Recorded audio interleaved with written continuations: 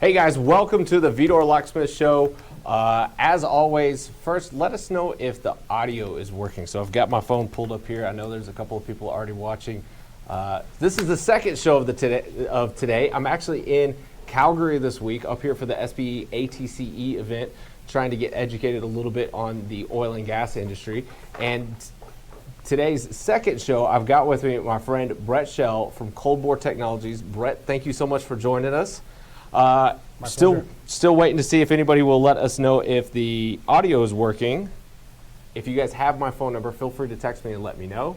That will help out as well. Anybody? Buster Hawk's giving us a thumbs up, so I'm thinking that it's working. Like I said, this is like all of this. Usually when I do the remote setup, like I've got everything in the back of my car. We do the lights and cameras and everything. This time it all had to fit in one bag in my luggage, so we've definitely reduced everything down even more so to be able to try to get this one to work. And the other thing I forgot to close the door. So hold on just a second, just because we don't want any more background noise or somebody else trying to come in here and take, yes, working fine, audio good. Yes, it's working. All right, thanks guys. Hey guys, first of all, let us know where you're watching from. If you guys have got any questions throughout this, let us know. And also if you want to just contribute in any way, shape, or form, hit the likes, there's not really a subscribe button, just whatever. Interact with us digitally somehow. That's the whole point of this thing, is so that you guys get the chance to be able to ask questions and I get to shut up and Brett gets to talk. So I'm ready to go. Oh, my mom's calling me, so hold on. Got to decline that one. All right, so got the camera set up. We've got the phone set up so I can see y'all's questions. Like I said, let me know where you guys are watching from. So we'll go ahead and get started. Brett, tell me a little bit about what cold bore technology is, because I understand. I've been around this y'all's journey for a while, but I don't think everybody else out there really understands the journey that cold bore technology has been. So give us a little bit of background about who cold bore technology is and what you guys are doing. Okay, cool. So you want a little background story to how we got here, or what we're doing today? I don't know. It's your show, man. Yeah. Okay. So I'll do 50,000 foot of what we are today, and I could share a quick synopsis of. This is always a fun one because anyone who's been in the industry with us knows what a fight it's been. So it'll be fair to share it. So, I mean, essentially, cold bore now is focused primarily on its SmartPad. That's our number one kind of landmark product. So, and SmartPad is essentially an operating system for completions. The easiest analogy that a lot of guys will be able to reference if you're in the industry is a pace-on for completions. So I'm a drilling guy, kind of, I don't even know, a lot of years. I was working in the patch as a lease hand in 2000. So 19, now wow. Yeah, so 19 years. So I was in the field for years and years. I worked my way up to assistant drilling for a couple companies and then quit and started doing some private equity, institutional financing, and then got into technology development, deployment, implementation, and that's what I've been doing for the last 10 years in the space. And fundraising. You want to fund all my own companies. Yeah, I mean, not a broker for other businesses per se. But yeah, raising whatever money we need, and it's been a substantial amount to weather this storm for cold bore. So yeah, I do all the money raising, a lot of the ideation and creation, software logic, defining the software logic and what we need for our clients, and then kind of designing flats and passing that off to our development team, and then bringing the product back out to market. And my job is then BD and sales and that kind of stuff. So yeah, with cold bore and the operating system, coming from the drilling side, we always had EDRs. You'd never run a rig without one, kind of thing. So we were developing drilling tools. That's the birth of cold bore. Was we were going after the directional drilling market, and so we wanted to develop an acoustic tool to solve the bit rate problem. And we started in 2014, so right about 6 months before, or 8 months before everything took a dive. And so we were 3 or 4 million in, and had a acoustic telemetry tool that was working pretty good for the stage we were at. We were doing 150 bits a second, which is, I don't know, 20 times, 30 times faster than the real bit rate that anyone's running with dual tele. And it was all really good until everything just immediately dove off and took a nosedive. And then it didn't matter what you had. They weren't drilling any wells, so you don't Yeah. need drilling tools. And we were a pre-revenue technology company developing drilling tech in Alberta. Not ideal. So we had to make a decision at that point, and we pivoted the company. Luckily, most of the money that we had spent on the first chunk of millions, whatever it was on software, and that was active noise cancellation and a bunch of other technology that would be able to filter our signal out of the drilling environment. So it was way, way overbuilt, but the idea was we could make a pivot into completions, because although the drilling world had disappeared, they were still going to be completing and fracking wells, which they had to frack by a certain time to get them, just keep their production up. So we took it over there, and the idea was to use our acoustic software to be able to identify events in ball drop frac specifically. Plug and perf is pretty simple. They know what they're doing. Ball drop, a lot more mechanics involved, right? Balls can get stuck in the frac tree and they'll pump away and not know they're sitting up there, and you waste a ton of money and time. Or balls will pass straight through a sleeve and they'll think they opened a zone, but they actually are still fracking the last zone. Oh my God. And this was all like, yeah, I know. It's coming from the drilling world, I had thought they would have some type of technology that would be tracking this. They were literally just using pressure. Still do for a lot of it. So I know, pressure on a 20,000 foot long column of fluid for a $3 million operation to know if you fracked your well properly, which affects production, seems a little crazy to me, but it's the way they do it. It's what they had. So we took the acoustic software over there and started listening to it, and it was great. And it still is. We're doing it today. We're out working for a bunch of the majors, identifying. A lot of the industry is trialing these collettes now that open multiple stages.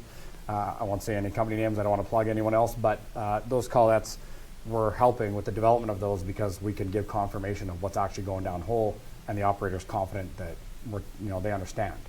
And so where otherwise you're just kind of dropping stuff down a hole, hoping for a pressure spike. So that was the initial pivot. That led into some discussions on location with the operator saying, I was saying, we got a quarter terabyte a day of data. What we're doing right now in real time is great because it helps you understand what's going on, but you need all this data.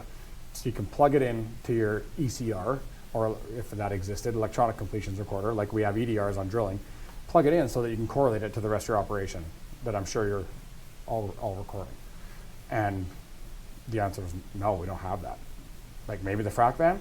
So it's either no, we don't have anything to plug into, so too bad, or go to the frac van.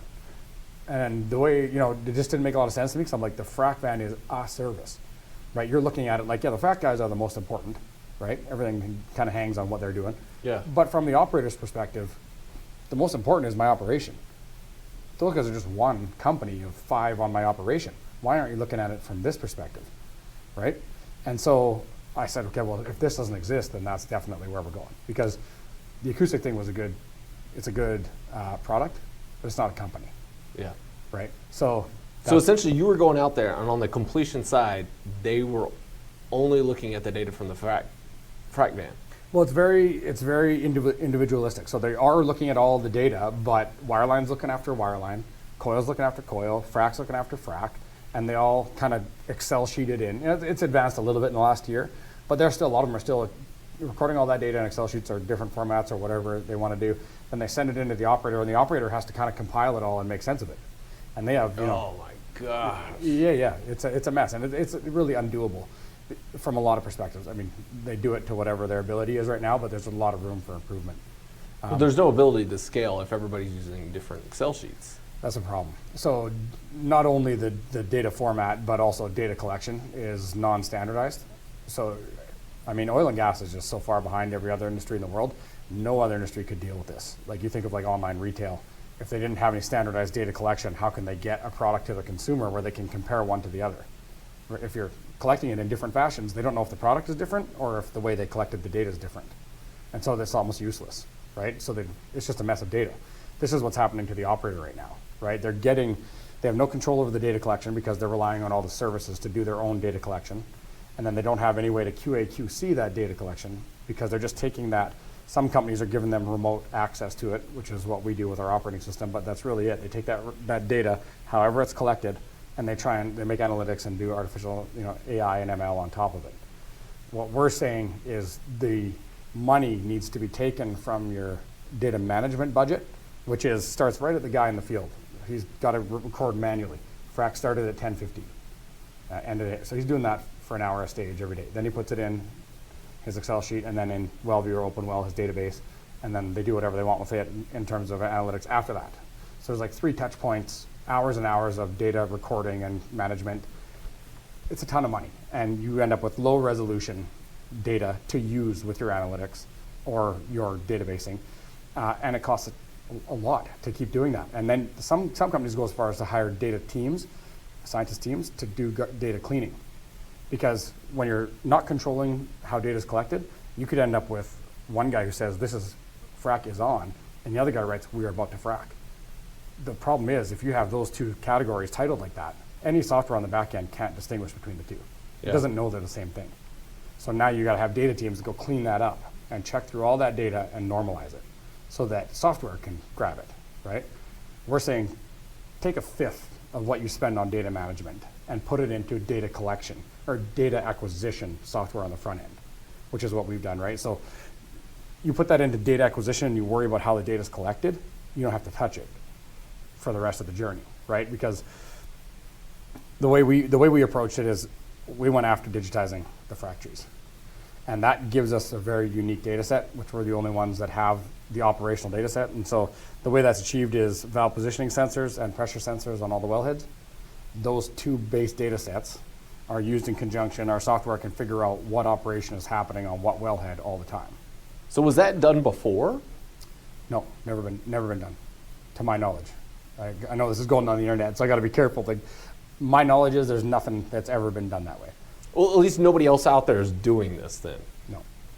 So just knowing which valve is open and so which valve is open, plus which valves are open, even because there's multiples, not just one. Valves, and where there's pressure in that system, you'll know that either this configuration is wireline, this configuration is frac, this configuration is pump down, right? No one's bothered to track that because to do that you have to be a hardware company because there's no, everyone's using analog wellheads, they're just steel. You have to be a service company because you need guys to go out there and hook the stuff up and run it, and you need to be a software company because now you have to build a user interface. Like where does all this stuff go? And building user interfaces that integrates all this stuff it's a big bill. So, and quite frankly, it has to be a third-party Switzerland-style company like us because if one of the major service companies develop it, they're not going to allow everyone else on it to play on it for free, and everyone else is not going to want to send their data to them. Yep. You know what I mean? There'll be all these conflicts. So we're just saying we'll develop the operating system. We're going to be unique in the fact that it is an operating system that's run the base, most important data set that we stitch all other service data to is coming from the frac trees. So the pressure and the valve position tell the software what configuration that wellhead is. The software turns that into a nice, beautiful display that tells the operator frac is on, wireline, coil. They can hover around, they can export to CSV, do all that stuff. But the key here is that we then take all the service data, which is what all those other companies are doing, and we stitch that to this operational data set. So now when the operator's looking at it, it makes sense to them in the context of their operation. And they can see multiple things happening at once Yep. on that one stream. Yeah, so at the top of the screen, there will be little tabs, and that's your wireline, your coil, your pump down, your frac. So all the data that they would get individually from the services is all there in its own screen specific to that service with our data set of the operation below it, and it's all stitched. So that makes sense. the foundation of the job digitally is your time frame, Correct. your time stitch or whatever there, and then everybody else is coming in on top of that. It's the operators. It's the operation. That's what we should be stitching to. If you come at it from the other direction, which is where a lot of companies are coming, they're more focused. A lot of companies in our space are more focused on artificial intelligence, frac engineering to improve the frac, like including microseismic data and all that. We're very focused on operations, right? We're the only ones that are doing that. But if you come at it from the top side and they're using that data from all the services, then it's just really difficult to be able to say with any certainty that this is 100% correct. And quite frankly, you can't, right? You're just making the best of what you can with what data you're getting. And so you're saying this is the result of what happened on this pad, and here's the results of what happened on the last pad. But the challenge is like, how do you QA/QC that? Is it actually that your operation was that different between the two? Or was it that the people collecting the data were two different guys? Wow. And so where's the delta? and they're just assuming that it's the difference in the operation.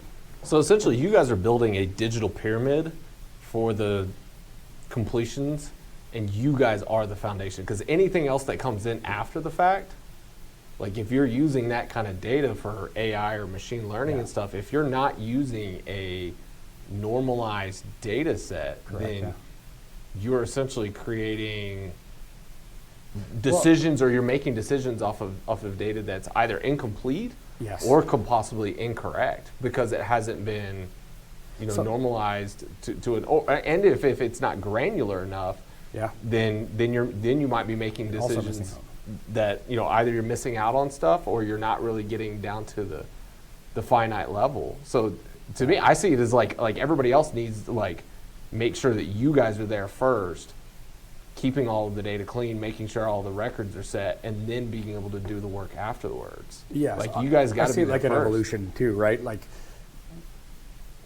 the evolution of the SaaS companies that are coming out with AI, ML, and analytic platforms and all that was a necessary evolution. It's better than they didn't have anything before this, right? Yeah. So they're taking the data they can get and they're making a useful product out of it. Where we come in is we're putting in an operation system that's fully automated that increases safety, allows control systems for electrical or hydraulic wellheads to be implemented, because the only reason why those don't exist is because we don't have visibility on the wellheads. Like we don't have an operating system for the wellhead, the fractures. So it allows for all that stuff as a secondary. But more importantly, it automates and takes the subjectivity out of data collection on location. So it takes all of the service data and organizes it to one data set, which is the operational one, which is most important.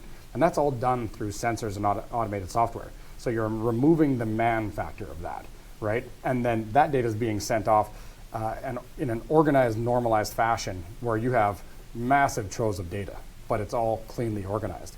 So we can now improve all of these other technologies. Like it's very complementary to the other guys that are out there in terms of AI, ML, and databasing. We just give them a much richer data set that's contextually relevant to the operation, and it's all automatically fed. So it can be in real time, it is all automated, the databases that come out of it are normalized, and their results from all of their software is 100 times more effective because you have high granularity and it's consistent all the time. So now when you look through and you use AI and ML and all these other fancy tools on this data set, you know that it is just a variation in your operation. There's no variation in how that data was collected. Wow.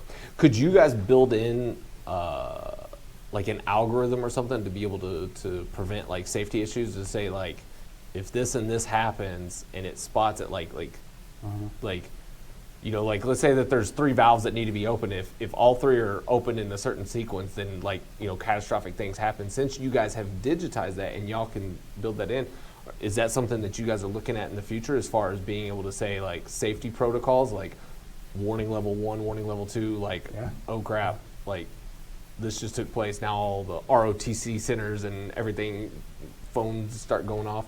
Is that stuff that you guys are looking at in the future as well? Yeah, so you nailed it. So you got to start here. The biggest problem is we got to clean up the data. That's where you can make the biggest impact to these major oil companies' budget. When you clean up that data, it's hundreds of millions over the course of a year. So that's the biggest one. Then the next one is obvious, is operational level. And because we are an operating system, that's the next step. And we're building now, so by Christmas, it's unique to each operator. So we take SmartPad. We have a black box SmartPad that we take there, but we spend 6 months with them. So our logic is always the same for the SmartPad, because we always want to organize. There's certain bins that everything has to go into, but then the subcategories are all customizable. So Chell may have 30 categories of how they use for their operation, and another one might have 2 categories, right? A smaller operator. Yeah. So all that's customizable, and it's all in the same naming conventions. We don't change anything internally. So that's all built custom to the operator. In that process, the operator is also going to tell us, we want these alerts and alarms. This is important for us. We need to understand if we're going to overpressure, put an alert. Because they have the dashboard open, we have all the service data sets coming in one place. We can set alert and alarms. We can overlay pump down and wireline data and look at it that way. We could even, a lot of these operators are concerned with cut and wireline.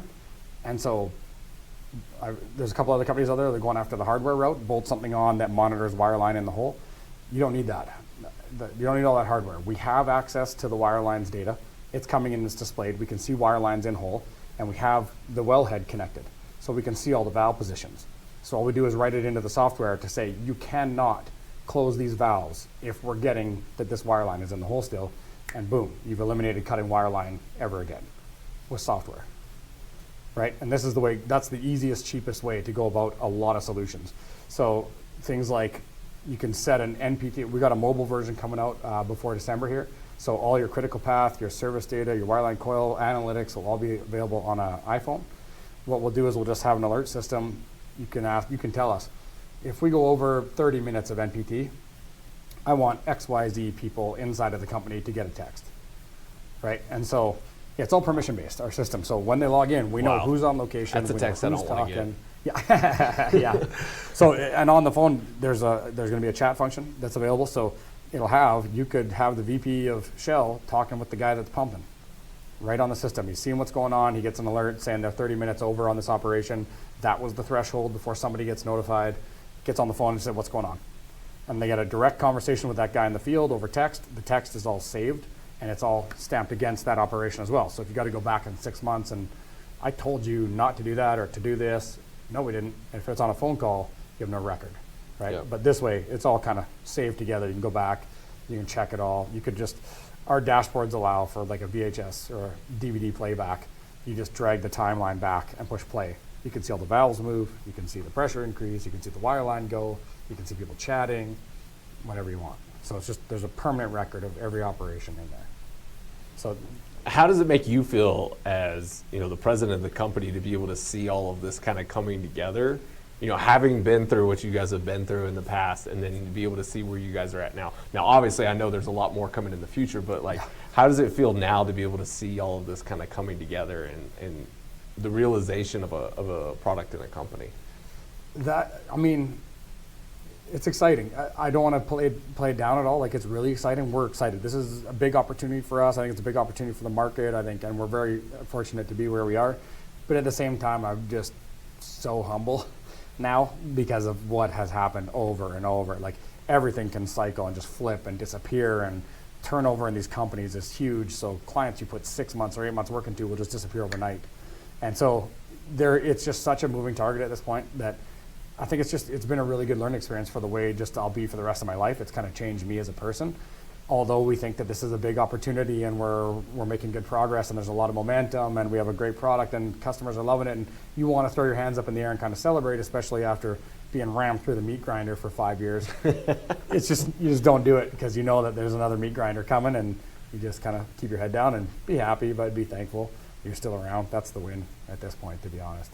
Awesome. Well, let me jump back. So with what you guys are doing, would there be the possibility of, since you guys are like the operating system for like even like a third party person, like, I'm guessing we might have somebody who might be out there watching who's like, I could write an app for that, like, to be able to help enhance the services and stuff. Do you guys see that as a possibility in the future? Yeah, we're already having those discussions. So you don't have to share anything that we don't want everybody to have to sign an NDA. I won't use any names or anything like that. We're having discussions with service companies now. So the big service companies, the colored ones that we know, the 3 colors, and small ones alike. And that's the whole idea of this operating system, is that the first customer is the operator, right? It's their operation. We have to go sell to them first. If we go sell into certain, they're going to be like, we got our own, we don't need it. We don't care. But we've done that now. We're out with a lot of the major operators in the US and Canada, and they're bought into having this access to all their data in an easily consumable format like this. They love it. We got a lot of work to do to customize it. We got some work to finish commercializing it. Cost has to come down. It's like anything, right?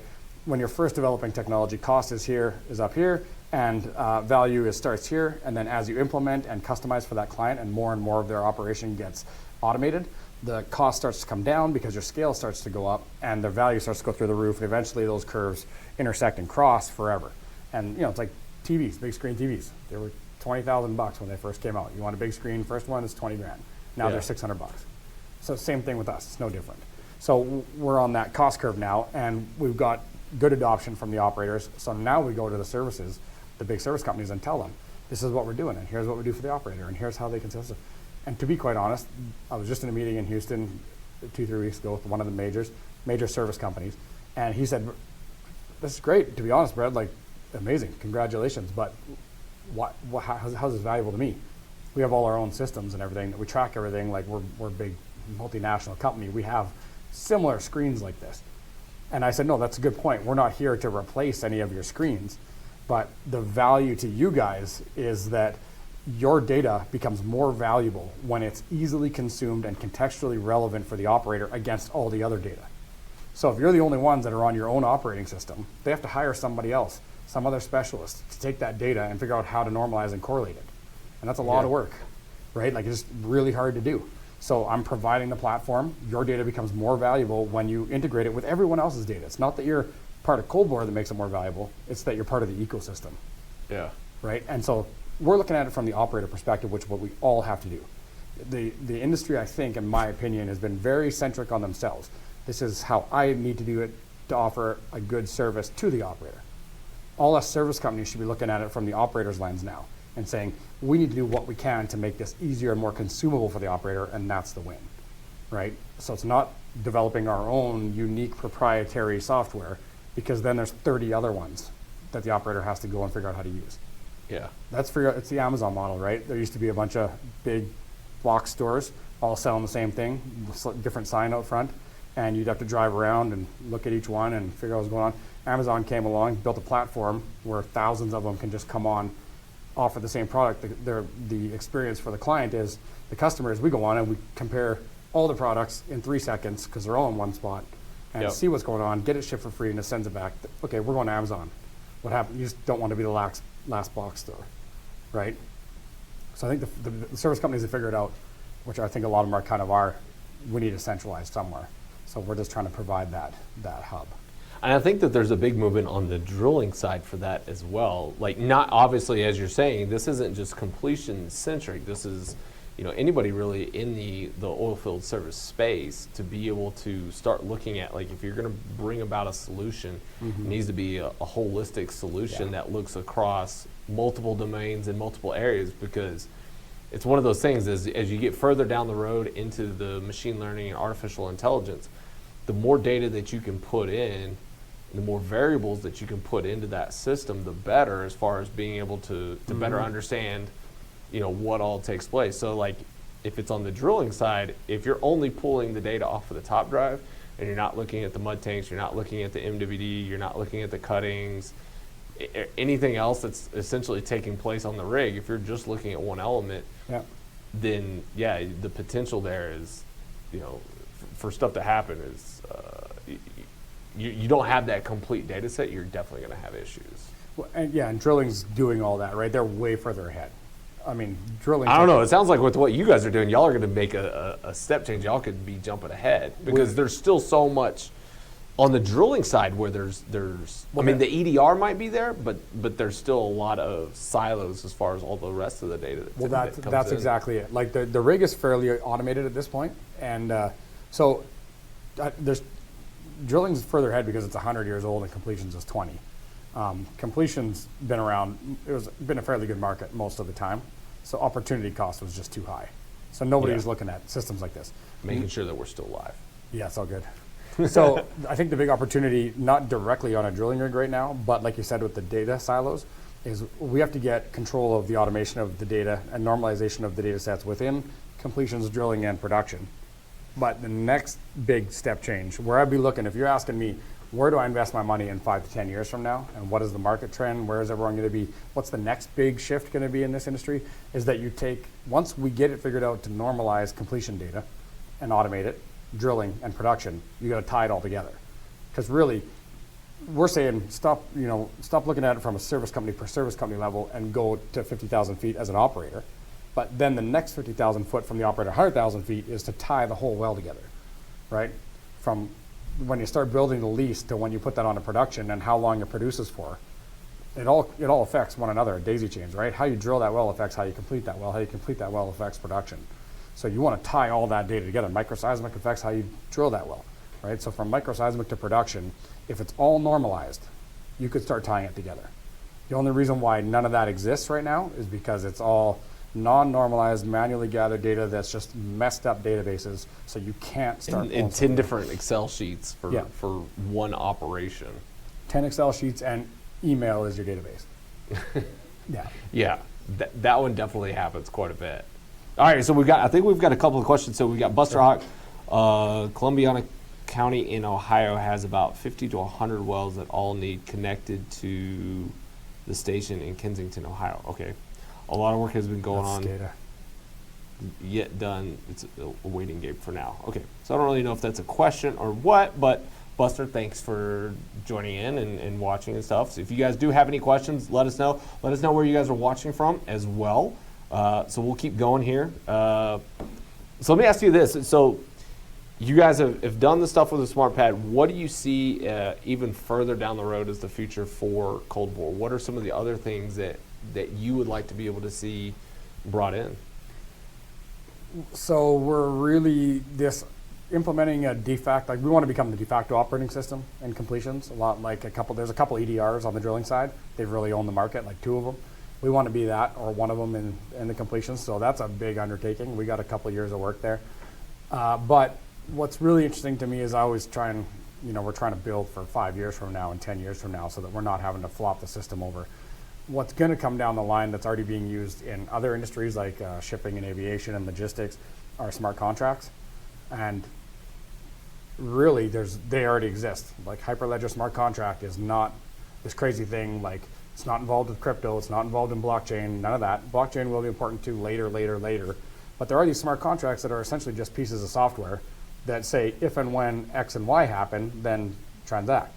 And if X doesn't happen, then don't transact. Right? So it's pretty simple. But it allows a massive opportunity for automation on the APAR side of these, multi-billion-dollar businesses that I don't know how big their accounting departments are, or account managers, right? But really, all they're missing again is normalized database.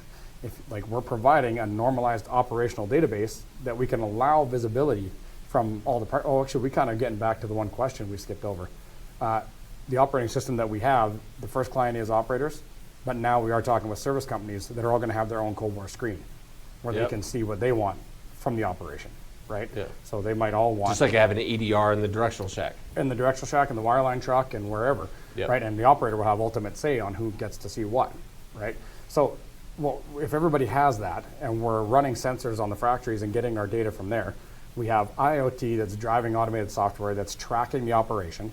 So your NPT, and we call it PEG, productivity efficiency gains, are tracked. And PEG is established when you pick a well plan, you design a well plan, that's your expected.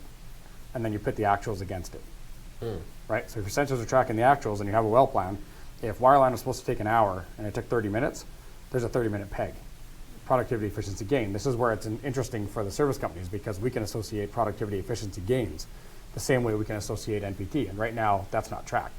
Well, very loosely. It's very hard for a service company to get paid for efficiency. Wow. I've never even heard of anybody getting an efficiency gain. I mean, there might be like a drilling bonus or whatnot, but even just in a normal day-to-day operation on the rig side, like if you're making a BHA and it's, I've never even seen a time allotted to that to be able to say, look, it's an hour, 2 hours, 6 hours, or whatever to pick up BHA. And if you did it faster to be able to get that. So that's interesting that you guys are, kind of almost frontiering that concept there. Well, it's in drilling, right? And they do have well plans and completions too, but not really detailed ones because what's the point? You're not tracking it in granular enough data sets to be able to analyze it. Yeah. So what are we going to do? Make up a bunch of like you got to do this in this amount of time, and then they're required to track their own operations. So they're just going to say, yeah, that worked perfectly. Like, oh, we give an hour for wireline. Well, unless you have access to the whole operation and you can take that wireline block and put it into the operational timeline, it's pretty easy to argue if that was an hour or not if you don't have the space between all the other operations because you can't get a sum total, right? But when you have the accuracy of IoT-driven automated software, you have the ability to look at really high-resolution granular operational data.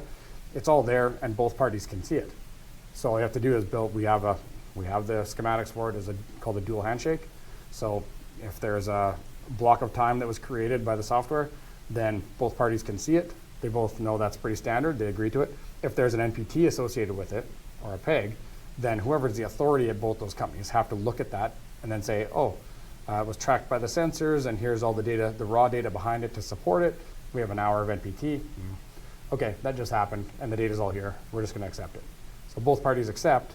Now all subjectivity is removed from your whole operation. So you don't need account managers. And you don't need anyone to go, but that's all decided. It's all done. When you leave location, your smart contract just transacts, right? now you've changed the whole API. That'll be 4 or 5 years before operators get there, because we got to get comfortable with the operating system first. Yeah. But this has all been done. It's not like we're saying anything in terms of theory that's new. Like, oh, we should move to automation. We should get higher resolution data. We should. Yeah. It all happened in other industries. It's identifying the application, and then just the massively difficult process of implementing it in oil and gas. That's the challenge. But there'd be a huge pay out there, especially like if a smart contract could execute like as soon as the job's finished, and it's like, you're right, you had 30 minutes of MPT, you had 2 hours of this, both of these blocks are worth this, your day rate was this, you were here for this a long time. Yeah. There's the $100,000 It'll do it. moved to your bank account. It'll do it. I don't know if it's 5 or 10 years. I'm not going to try to predict that, because Yeah. you'd be a dickhead for trying to predict that. We'll never see that. It's But, all right. It's all right. We're on LinkedIn. You can, you can say whatever you want. Yeah, so yeah, it'll happen. It's just a matter of doing it in stages, right? You've got to start with an operating system.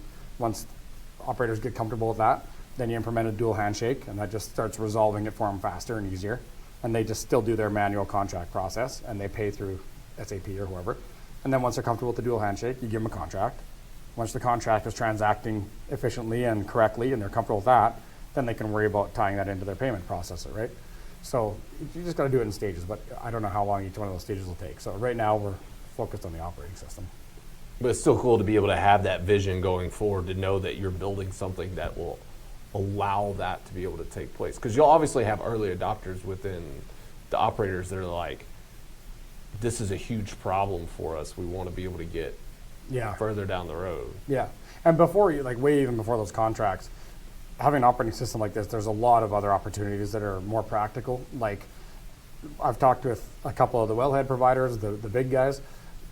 They have electrically operated wellheads or electric over hydraulic wellheads, which is what a lot of operators would love to have, because you would never have to have men in the hot zone, right?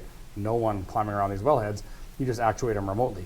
But when I talked to the wellhead guys, they said if they only do that, it's a bit of a hard sell right now because of the market we're in, right? Like, and the other problem is, what do we hook those digital wellhead or factories to? Like, where's that data? Where's it going? The operator can't see it really, right? Yeah. And so now we're offering them an operating system that if you hook those digital factories to the operating system, it gives you better databases. It gives you the ability to control the factories remotely. You get men out of the hot zone. Your safety goes way up. Your infrastructure comes down. Your spending on all your data movement goes down. What you can get out of AI and ML goes way up. You know what I mean? Like, all these parts are kind of floating around and coming together, and we're just one of them, right? Kind of a central piece to tie the field to the rest of all this. Yeah, you guys really are the foundation for the digital In the portion of field. in the field. Yeah. Well, Yeah. we hope so, yeah. We'll get there. Yeah. All right, guys, feel free to ask any questions. I know that there's a handful of you out there watching, so feel free to ask some questions so it's not just me. You guys didn't watch the program for me. You're here watching this guy. Are you going to be taking part? Are you going to go over and see some of the stuff over at SPHEC this week? Yeah, a couple hours this afternoon and maybe tomorrow. All right. Maybe we'll head on over there a little bit later. Let me ask you this. So let's move a little bit. Give a little bit of your entrepreneurial background here. Like, what has it been like as an entrepreneur to be able to go through this journey? For anybody else that's out there thinking about, whether it's entrepreneurial journey in oilfield services or just in general, what advice would you throw out there after Just what you've been through so far? Grab the camera and shake it and be like, "Don't do it." I'm just kidding. It's not been. I mean, it's been extremely difficult.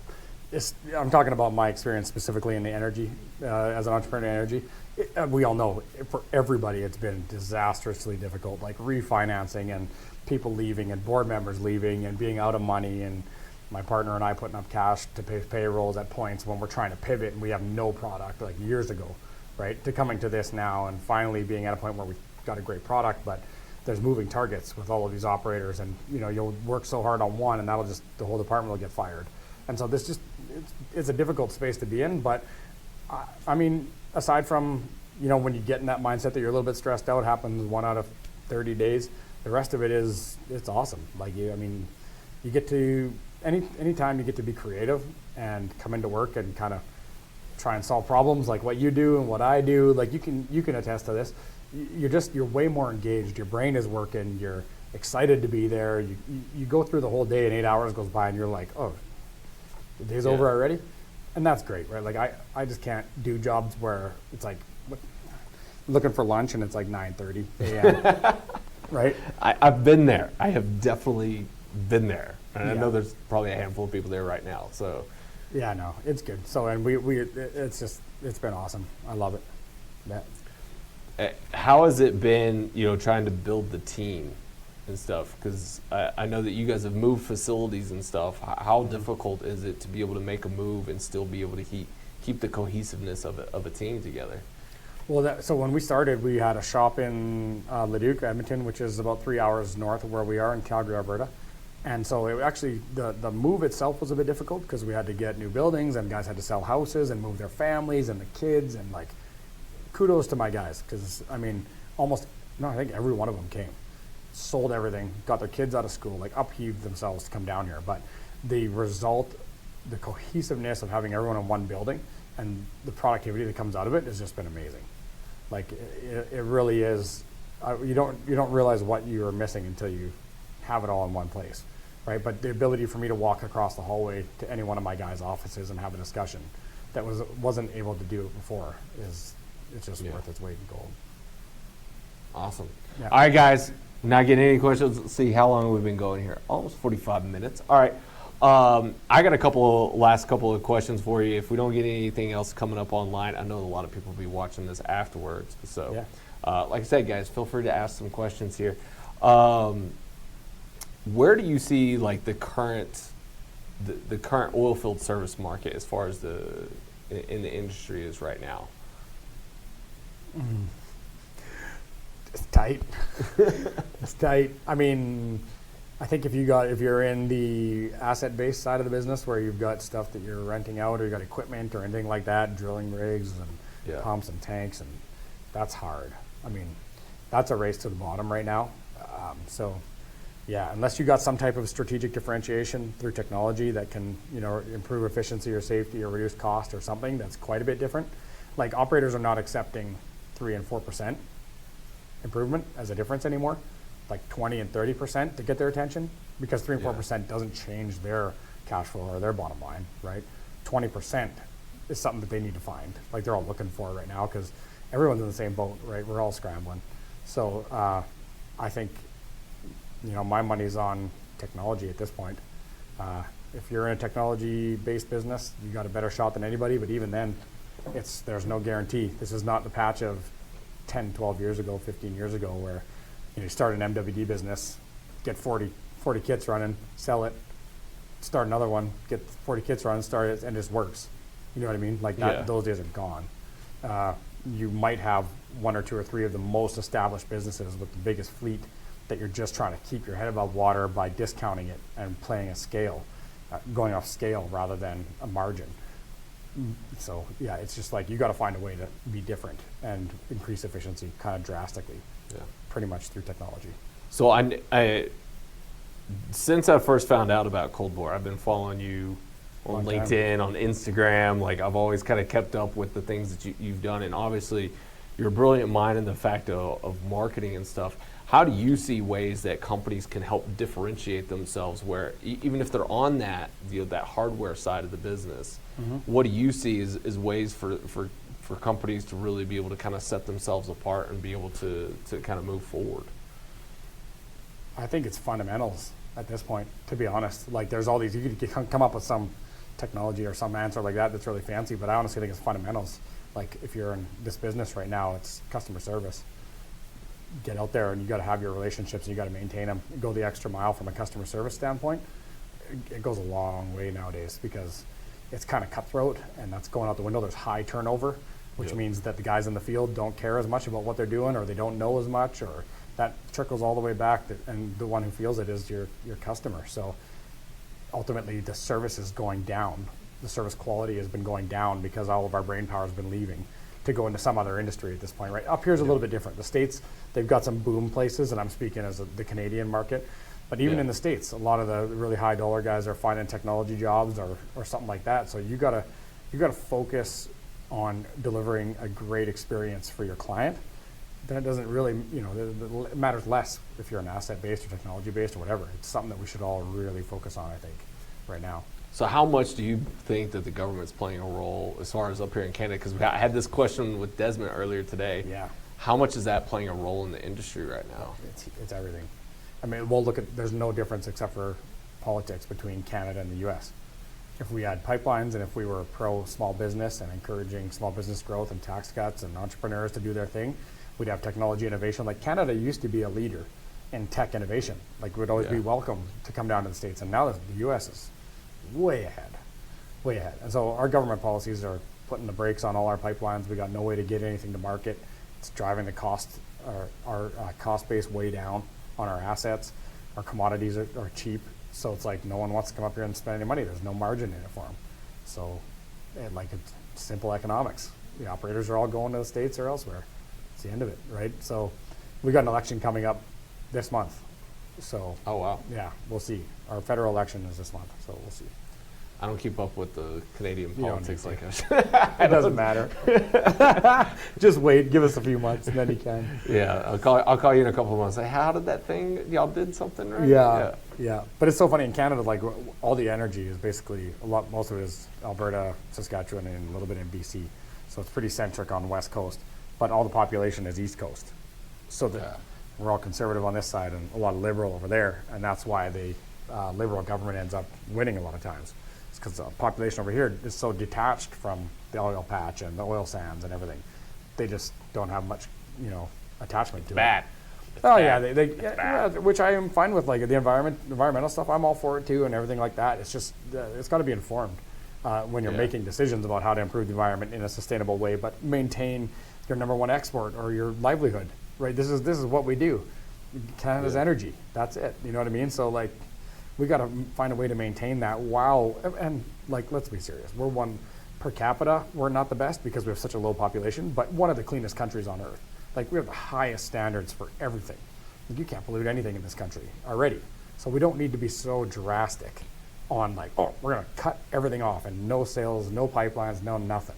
It's pure politics to garner votes from that side of the country. And it's just ill-informed.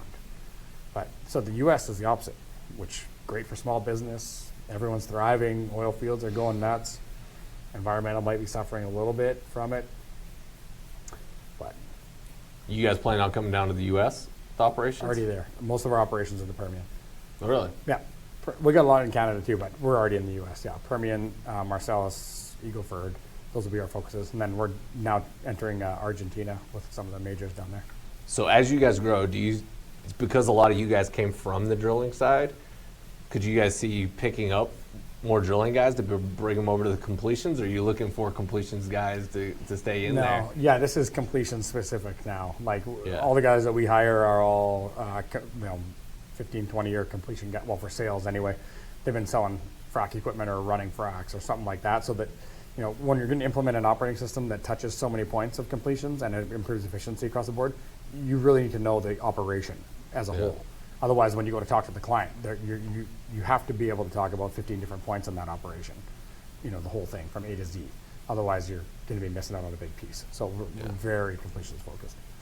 Dang. Yeah. Might be looking for a job soon, you never know. Yeah. All right, guys. Well, I don't have any more questions. I don't know if my phone's updating or not. Maybe not. But, Brett, thank you so much for being on the show, man. I really do appreciate it. This is awesome to be able to finally come up here and hang out with you for a little bit and stuff. Sure. Everybody that's out there that's watching, Brett is a phenomenal guy. He's a artist, writer. Like, you do spray paint, you've done shoes, you've done kinds of other crazy stuff, graffiti, custom cars. He's not just an oil field guy. He's a very multi-dimensional Renaissance man. Making me blush. Oh, Renaissance. That's and I trust me, I follow this guy on Instagram. I see all the stuff that you're doing, how hard you're working. If anybody deserves success, it is definitely you and the team that you guys have here. It's been phenomenal to see and hear the stories of what you guys have been going through. Because, I mean, on the outside, I only get to see so much. Yeah. But then being able to come in here and talk to you and hear about some of the other stories and other things that we want to talk about, we can't. It just makes it that much better. So I recommend everybody out there, if you're looking for somebody to be able to follow on Instagram, LinkedIn, any other social media, or just if you have questions, reach out to the guy. He's fairly accessible. I found his phone number on the internet. It's there. Yeah, it's out there. We there. encourage it. And if you're completions or drilling and completions manager, you definitely need to take a hard look at what they're doing to be able to increase productivity in your operations. So, man, thanks so much for taking the time. I really do appreciate it. Very And nice of you. You guys follow him on LinkedIn, and as always, know your industry.